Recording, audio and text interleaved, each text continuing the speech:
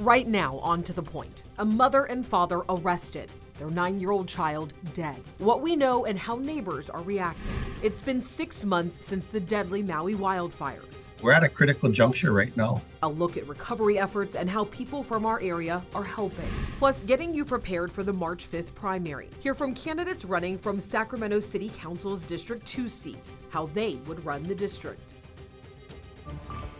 We start tonight with breaking news. Within the past hour, President Biden addressing the nation after the investigation into classified documents were found in his home and office. The more than 300-page report says the documents included materials marked classified and contained military and foreign policy in Afghanistan and notebooks with handwritten notes by Biden concerning national security and foreign policy.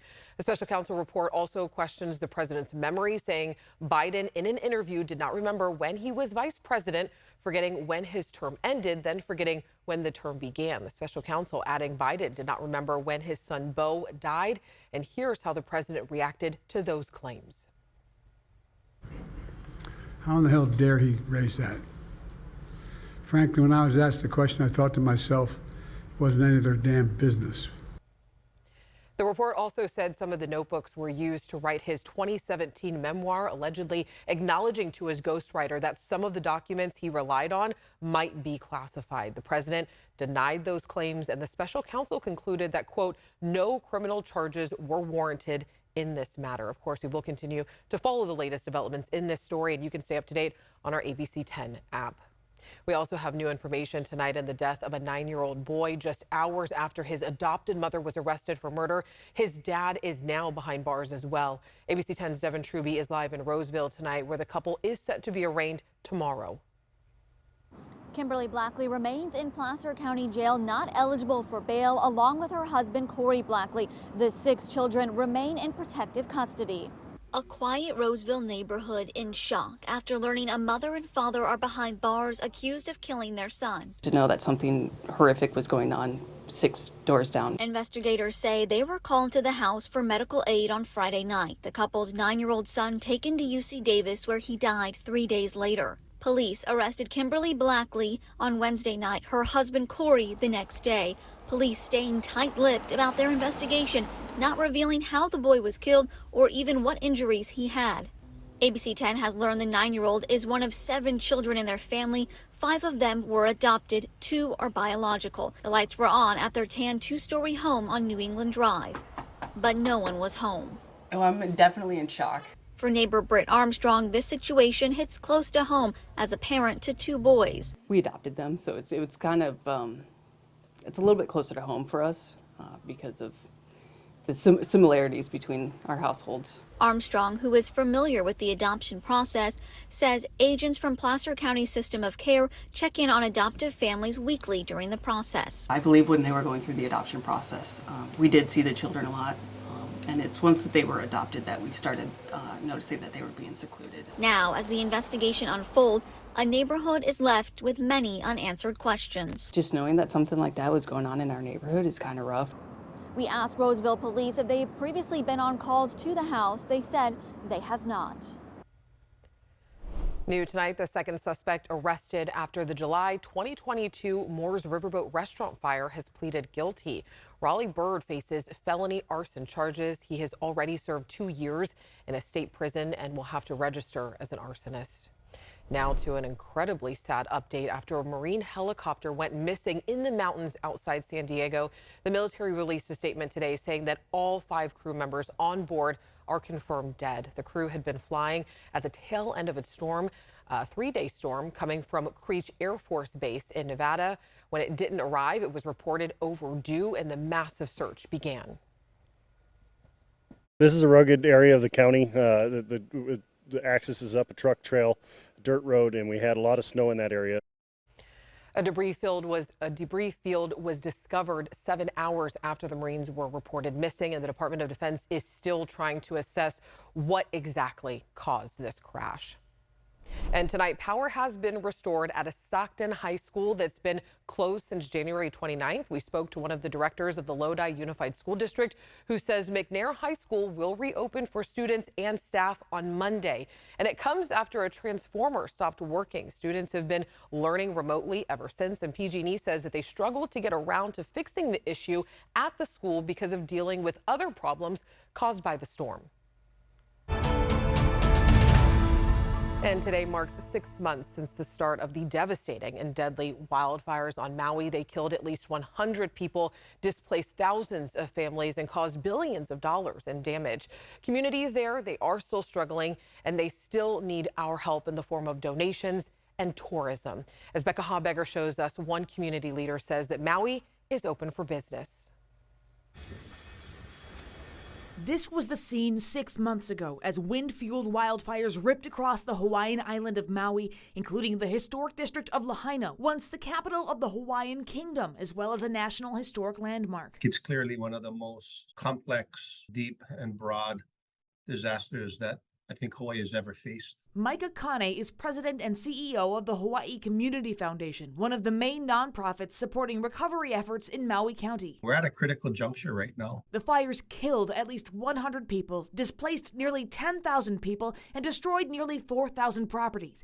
Today, some 1,800 families remain displaced, living in hotels as Kane's foundation works to connect them with short-term rentals. What are some ways folks can contribute at this point? This is going to be a really long haul, and so I would really encourage people to continue to give to the various organizations that are engaged. He says financial donations fund everything from housing and childcare to healthcare and food as Maui's tourism-reliant economy slowly returns. We're open for business. We want to welcome the people back. We really appreciate them coming in and supporting our economy. What is the best way to be a responsible tourist on Maui right now? I really appreciate the question about how to come to Hawaii, and it really is just respecting people's situation. It wouldn't make a lot of sense to physically try to go into the burn zone area, but Kaanapali is open. We are welcoming visitors there, and we want them to come. We put 5 organizations here. Love and respect were the goals of Roseville's Gina Mertz. She and her husband recently visited Maui. Still, there's a lot of devastation there and a lot of need. She hosted a Hawaiian-inspired meal for friends over the weekend where she encouraged people to donate to the continued recovery efforts or help the island's economy by vacationing there. Go to Maui, spend as much money as you can afford, go to all the local places, restaurants, anything locally owned, and then I also encourage people to tip as generously as possible.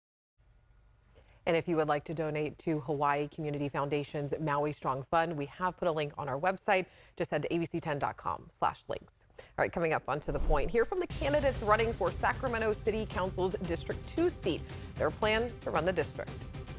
Lingering showers are moving out overnight with clearing skies, but that's bringing in the fog. How many days of fog we could expect.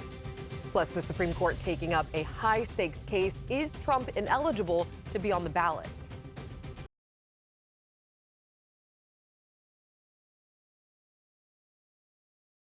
All right, welcome back. Of course, we want to know what's going on in our forecast, especially as ahead of the Super Bowl. So, meteorologist Carly Gomez here to break everything down. How are we looking for the weekend? Yeah, this whole week was very wet weather, windy, everyone dealing with those power outages. But this weekend, good news. I'm bringing you the sunshine, clear skies, and beautiful conditions. If you want to barbecue for Super Bowl Sunday, you're looking good to do so. The clouds are moving out now. We'll get clearing skies and that fog forming overnight, which is going to make visibility a little tough for you, especially in the early morning hours. That should clear out closer to mid-morning lunchtime. But the passing low pressure system is shifting east. We have a high building, but that's still going to bring us just a little bit more cloud coverage for the next couple of days. So partly cloudy skies expected, mostly sunny on Super Bowl Sunday. And we have light winds, but they are ramping up a little bit. As we move into Saturday morning, you're seeing about 10 to 15 mile per hour winds. Areas of the coastal range and the Sierra pushing upwards of 25 miles per hour, but it won't last long. Pretty brief as it moves out by the evening hours. Expect light winds continuing through the weekend and early next week. A little bit of cloud coverage early morning moving out, and again we have some fog formation happening. The very last little bit of Sierra snow falling as we move into Friday afternoon, but again most of that system continues to shift east for us, and we'll see early morning fog once again Saturday and maybe lingering into Sunday morning. Some of the visibility could drop as low as even a quarter mile, especially a lot of those rural farm spots, a lot of open land. Otherwise, you're looking at 3 to 5 miles in visibility from Stockton to Sacramento. And as we take a look in the futurecast, we have 7 days of sunshine for the most part until we see the next system arrive the following Saturday, the 17th. We look like we're having a little bit of a wet weekend then, so enjoy the next 7 days. Upper 50s and mid 60s before more wet weather heads our way. All right, after the break, we sit down with candidates running for Sacramento City Council's District 2 seat, how they would address key issues after the break.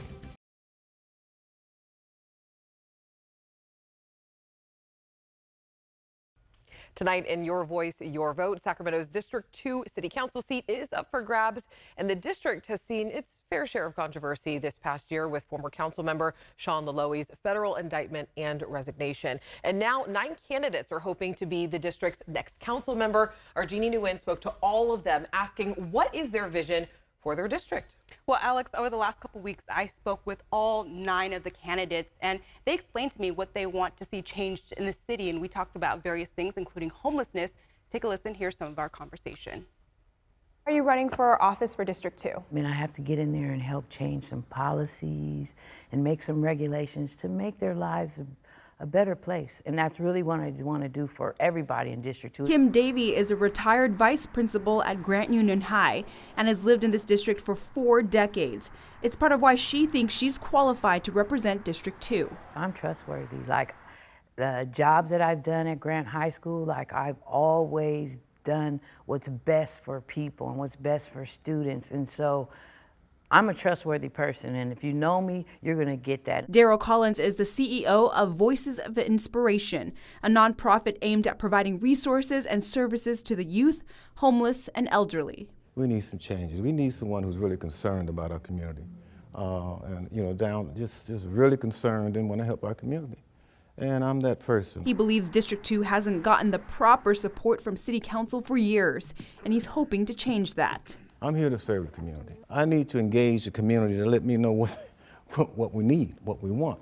Make the community involved in the processes of revitalization of efforts that we have, and make them a part of the change and transformation of our community. Candidate Alicia Bledsoe has experience working for the state's Department of Education. I feel like I can make the change.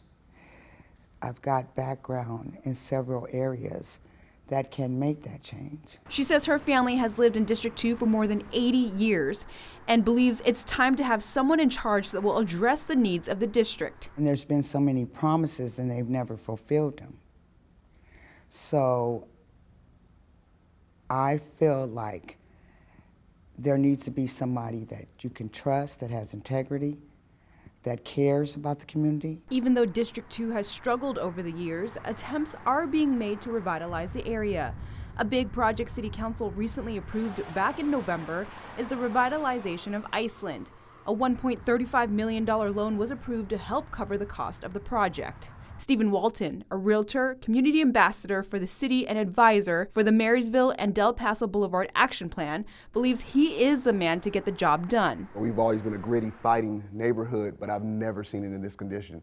And so that's what has compelled me to run to make a difference in this community. I'm one of you. I'm one of you fighting for you at City Hall. And so I'm going to be there.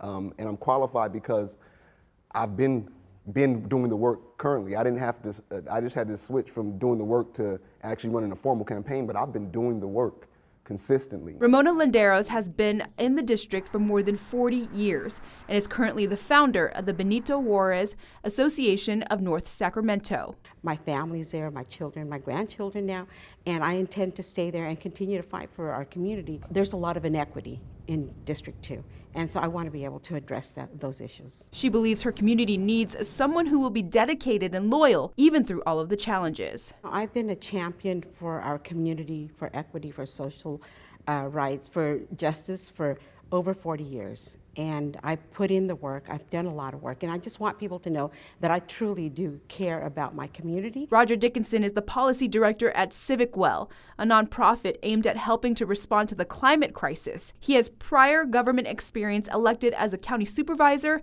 and state assembly member. I have relationships at the local, state, and federal levels.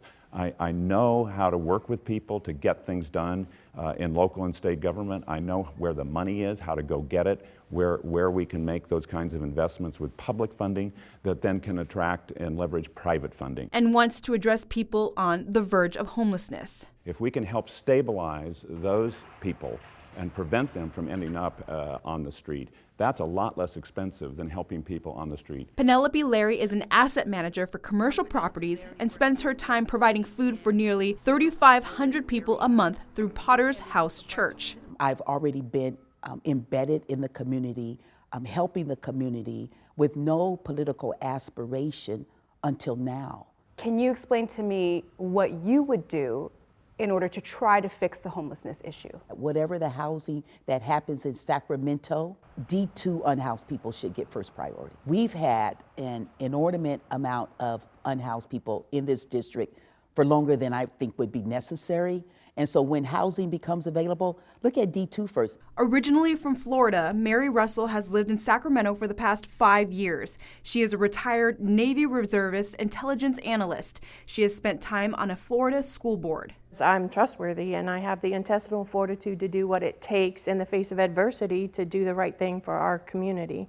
I believe in integration and inclusion. Russell believes solving the district's homelessness issue starts with tough love. We need some personal accountability on the part of those who are receiving services as well as those who are being paid to provide those services.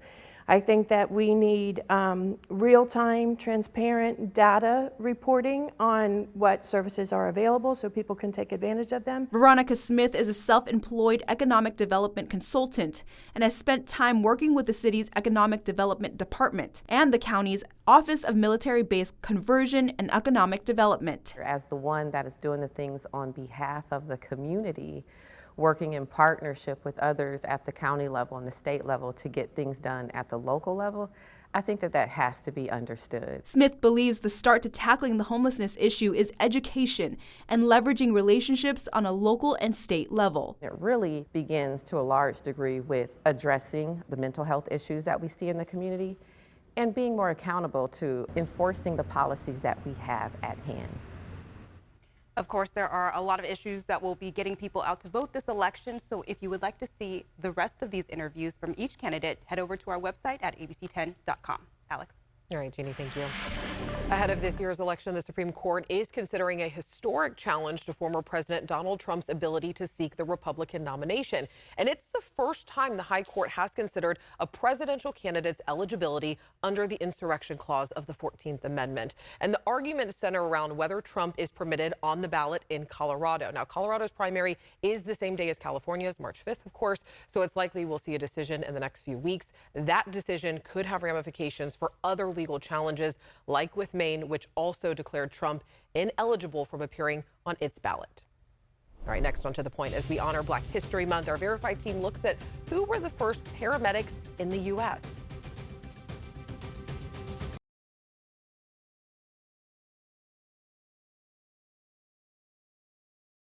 It is Black History Month, and it's a time for us to acknowledge the contributions of Black Americans across the country. And one social media post claims the first paramedics in the U.S. were Black. Channing Curtis looks into whether that's true. We know that paramedics are vital in providing life-saving treatment during an emergency. But do you know how the profession originated in the U.S.? One Twitter user claims the origins can be traced back to a group of Black pioneers from Pittsburgh. But is that true? Let's verify. Our sources are University of Pittsburgh, the City of Pittsburgh, Senator John Hines History Center, Kevin Hazard, a former paramedic and author of American Sirens, and the CDC. Paramedics first became a profession in the 1960s. Before then, police officers, firefighters, and even funeral directors responded to emergencies, but offered little more than basic first aid. In 1966, a National Academy of Sciences report documented the lack of proper emergency medical care. One area that exemplified that lack of care was the Hill District, the largest Black neighborhood in Pittsburgh, Pennsylvania. A former ambulance driver, Phil Hallen, teamed up with Dr. Peter Safar, an anesthesiologist known as the father of CPR, to create a private ambulance service to aid the residents in that neighborhood. 20 Black men were recruited from the Hill District to start the first paramedic team, which would come to be known as the Freedom House Ambulance Service. At a city council meeting, Safar presented data showing that of the over 4,000 patients Freedom House paramedics transported in their first year, less than 2% died before arriving at the hospital, a vast improvement over previous methods. Kevin Hazard, a former paramedic who also wrote a book about the ambulance service, told Verified that other medical programs took notice and replicated the service, creating the paramedic services that we see today. So we can verify, yes, the first paramedics in the U.S. were Black men. And right now, the CDC estimates there are more than 200,000 professional emergency medical technicians and paramedics in the U.S. And I just want to say thank you to all of them. Your hard work, it does not go unnoticed. And I know that we covered a lot of ground this week ahead of the election. So don't forget, if you missed any of our coverage, you can head to abc10.com right now and catch up on everything you need to know. Have a great night, and I'll see you back here tomorrow.